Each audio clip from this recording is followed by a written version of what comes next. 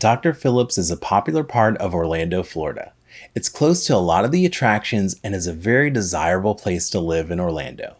Have you ever lived in Dr. Phillips? Let us know in the comments what your experience was like. In this video, we'll chat about activities to do in Dr. Phillips, places to eat, the housing market, schools, and more. Then I'll talk about some cons to living in Dr. Phillips. It's about 20 minutes to downtown Orlando, 15 minutes to Disney, a little over an hour to the closest beach, and 20 minutes to the Orlando International Airport. Dr. Phillips isn't its own town or city, it's an unincorporated area of Orlando. The borders of Dr. Phillips can vary depending on what map you look at.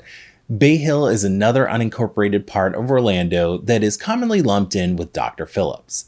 There are many things to do in Dr. Phillips. There's Dr. Phillips Community Park. They have a hiking trail, playground, splash pad, bocce ball, sports fields, dog park, and more. Tibet Butler Nature Preserve has almost 4 miles of trails, a butterfly garden, and the Vera Carter Environmental Center. You can see tortoises and other animals there. And of course, there are some great places to golf in Dr. Phillips, like Bay Hill. There aren't many indoor activities in Dr. Phillips proper besides hanging out at Trader Joe's. However, there are plenty of things to do right outside of Dr. Phillips, like Dave & Buster's, Andretti karting, all the attractions on iDrive, and more. For restaurants, Domu has really good ramen. If you go there, I highly recommend getting the wings. They're amazing. Korean Gogi Grill has classic Korean food. Kabuki Sushi is one of the best places for sushi in Orlando. Dr. Phillips has more than just Asian restaurants, but these just happen to be a few of my favorites. Dr. Phillips has many restaurants and shopping off of Sand Lake Road, which is known as Restaurant Row. For bars, there's the Whiskey and Paddy Wagon Irish Pub. Near Dr. Phillips on iDrive, there are lots of nighttime entertainment options. Let's talk about housing in Dr. Phillips. We'll go into the MLS, or Multiple Listing Service, which is a housing database for realtors. This should give you an idea of what the real estate market looks like in Dr. Phillips. These are homes that sold recently. Pause this screen so you can get a better look at all the stats like how much homes sold for, how big the home was, and more details. If you're enjoying the videos so far, do me a favor and like and comment. It really helps out the channel, and consider subscribing if you haven't already. This 4-bedroom, 2-bath, 1,300 square foot condo was built in 1994. It sold for $195,000. The condo fees are $412 a month. The taxes were $2,258 last year and wasn't homesteaded. If it was homesteaded, it may have been less expensive. This 3-bedroom, 2.5-bath, 1,700 square foot townhome was built in 1992. It sold for $400,000. The HOA fee is $292 a month.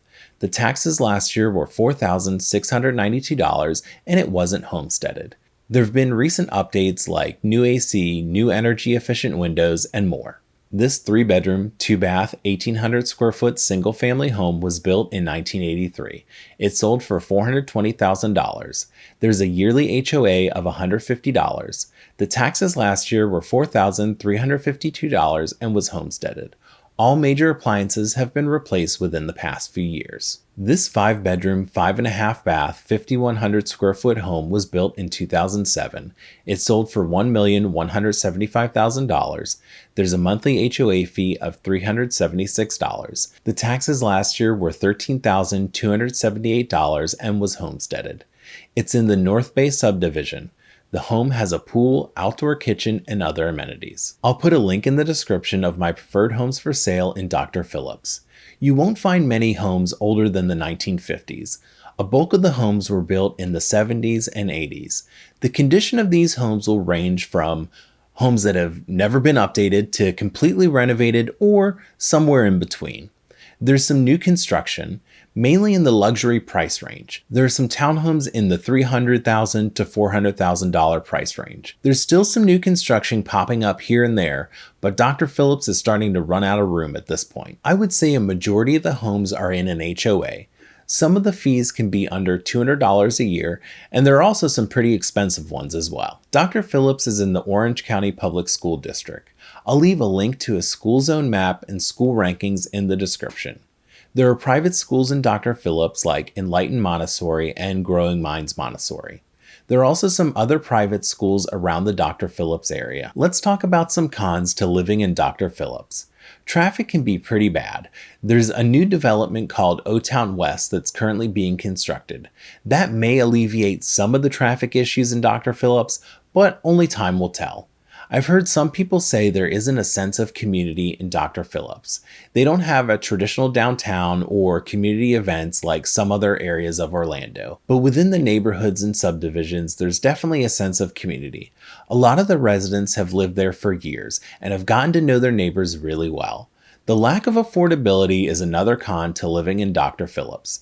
The median home price is higher than other parts of Orlando. In the past, I've had some clients that have had sticker shock when looking in Dr. Phillips. Another potential con is there can be a lot of tourists around the area.